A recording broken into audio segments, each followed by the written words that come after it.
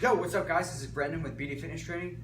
Today I'm going to go over like an instructional video on the pull-up.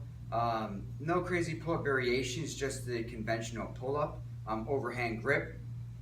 Two main things I see in the gym all the time that are wrong with the pull-up, with people doing these pull-ups, is basically the width of your hand placement, and number two, and this is probably number one actually, is the shoulders rounding forward as you come up to the pull-up, right? To the top of the pull-up.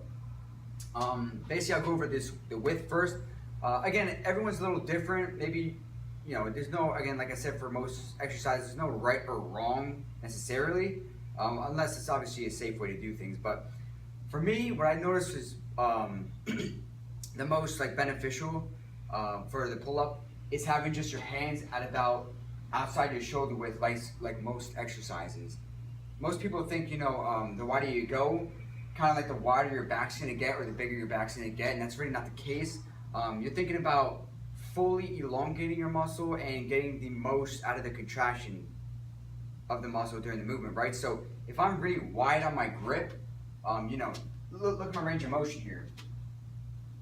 As to compared to shoulder width, or just outside shoulder width, and then pulling with a bigger range of motion, right? So we want to get the most range of motion, the most bang for the buck with this exercise, right? So that's number one. And number two, the whole point of doing a pull-up is to activate and use your back muscles, right? Your lats.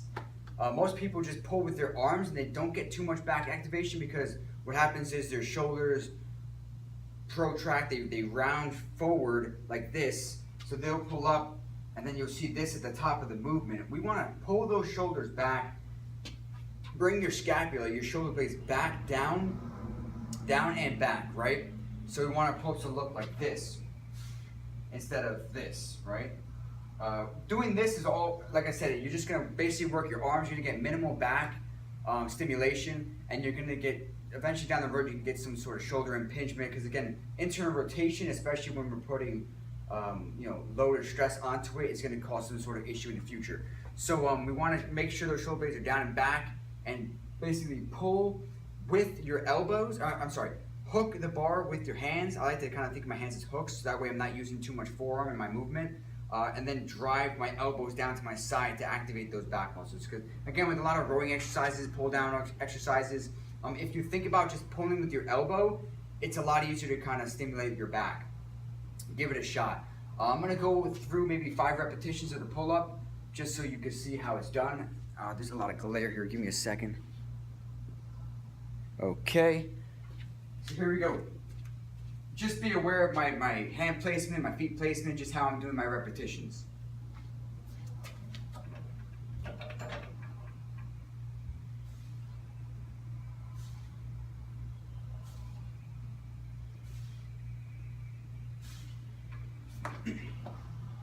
Right, so you notice from the start, again, I'm just going outside my shoulder width. Of course, this bar, you can't do too much with it, because obviously you can only go in so close because you'll hit the handle. But and every rep's the same. I stress this to my clients. I always say, hey, act as a machine when you're doing exercises. A machine does the same thing over and over the same way, right? So same thing with your movement. Kind of let those first repetition or two set the pace for the movement, and then just proceed rep after rep, right? So feet also, and I see a lot of people.